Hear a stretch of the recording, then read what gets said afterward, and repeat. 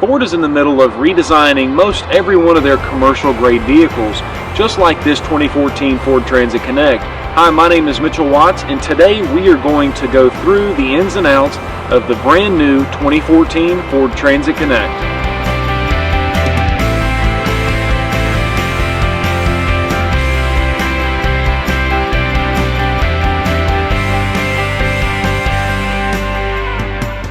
As I mentioned earlier, the 2014 Transit Connect is a brand new vehicle from the ground up, and that includes the engine. This particular vehicle happens to have a 2.5 liter four-cylinder engine that makes 169 horsepower and 171 pound-feet of torque.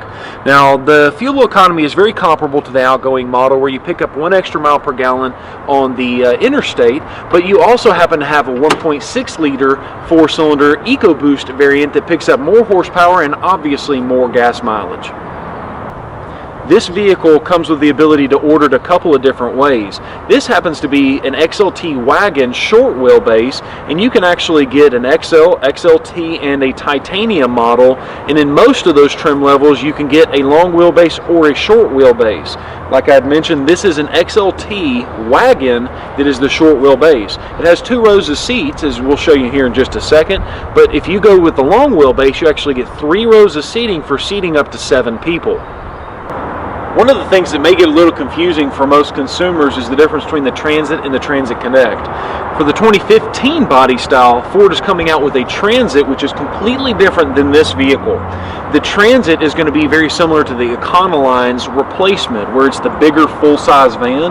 That vehicle will be available in 3 lengths, in 3 different heights, and lots of different trim levels, and it's going to be intended for bigger use, whether you're transporting hoods and bumpers as we do in our parts department, or if you are going to be transporting something big.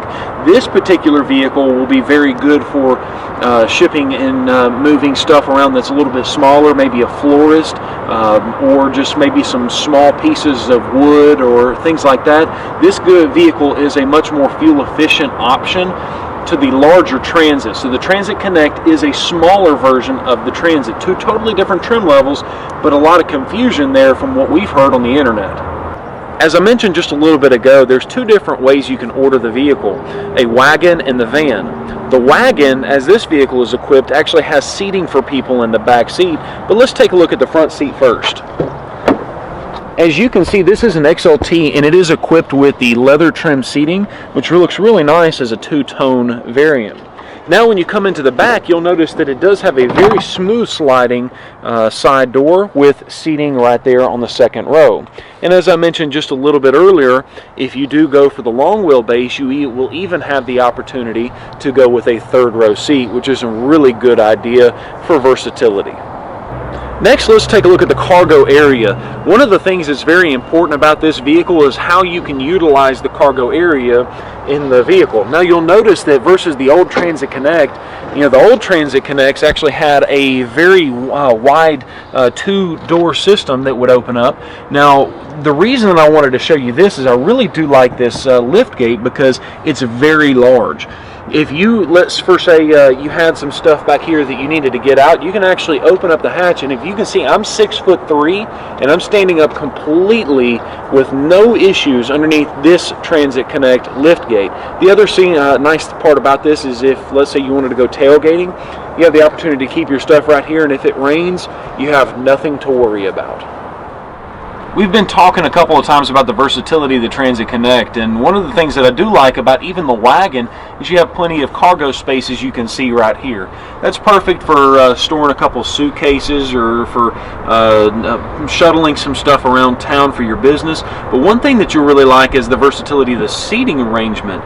As you can see, we have a 60-40 split bench seat in the back, but the reason that I like it is because of the way that you can use it for your business. Check this out. All you have to do is pull the lever and the seat folds flat, so you can set something on top of it. If that's not enough, it lifts completely out of the way to give you more load flat floor storage. And here we are on the inside of the Transit Connect. As we've already discussed, there is the leather trim seats on the XLT and you can see you do have a 12-volt power point right here. This vehicle does have an automatic transmission, a single zone air conditioner system, so it's not a dual zone. You do happen to have a much nicer fit and finish on the trim of the dashboard with the buttons right here and with your screen right here, which also duplicates as your backup camera. And as you can see, those lane marker guides kind of tells you, depending on how you have the steering wheel turned, which direction you're going to be heading. Now, this particular vehicle is not equipped with it, but you do have the optional 8-inch touchscreen, which is the My Ford Touch. Now, that option is available on specific trim levels, and it's not available on other trim levels like the XL and things like that. As you can kind of see over here, we do have the instrument cluster of the brand new Transit Connect, and it does look a lot nicer. One thing that I do happen to want to gripe about is that every piece of plastic you can find in this car seems to be hard touch plastic, and it just doesn't feel very nice and high end. Now, you kind of have to expect that out of a commercial grade vehicle, but all in all, I would say that the interior of this vehicle is nice. You just need to make sure you're not going to expect a ultra luxury feel on the inside of this vehicle. Now, you may be able to get that in the titanium. This right here is the D-pad that actually controls that LCD screen that we just discussed, and you also have your cruise control setup, and then if the vehicle was equipped with it, you would have the sync system over here. Now, this vehicle is not equipped with sync, but it still happens to have your line in right there, so you can still plug in your iPod or whatever the case may be, and you can still have the opportunity to listen to it, but it's not going to be Bluetooth hands-free. You will have to step up in vehicle a little bit just to get that.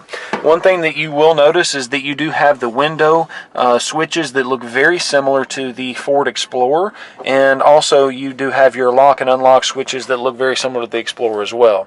All in all, I'd say the interior is light years ahead of what it used to be, but it's still not perfect. One of the things I didn't discuss with you on the interior of the Transit Connect is actually the power adjustable seats. As you can see, you do have a power sliding seat, and you also have a power back to the vehicle as well. Now, one thing that I wanted to point out to you is the headroom in this vehicle. I am 6'3", and as I come and sit inside this car, I want to point out to you how much headroom that I truly have. I am 6'3", and as you can see, I have a considerable amount of headroom in this car. Now, one thing that I also wanted to point out to you is this really neat contraption, and this is a great place to store things, especially if you're business minded. You can actually store lots of different things. There's a lot of storage room up there to be able to store whatever you need for your business or even for your personal use. All right, so without further ado, let's go ahead and take the 2014 Transit Connect for a spin. Well, here we are driving the 2014 Ford Transit Connect. All in all, it's a big improvement from the previous year, as I've mentioned earlier. The thing that I feel the most different from this version versus the last one is I don't feel like I'm rattling around in a tin can. The previous model was so cheap and chintzy that it really just it felt like a straight up commercial vehicle. This actually does feel pretty refined. It feels like a vehicle that a consumer could drive, but also has the functionality for businesses. When you get up to speed, this vehicle does have a little bit more wind noise than I would hope for, but once again, for a vehicle that could be used for commercial purposes and the aerodynamics of this car and how boxy that it is, you know, it really does have a pretty nice and quiet interior. Not as quiet as maybe a Ford Explorer or something like that, but you're really not comparing apples to apples. The vehicle does take corners pretty well, as you can see.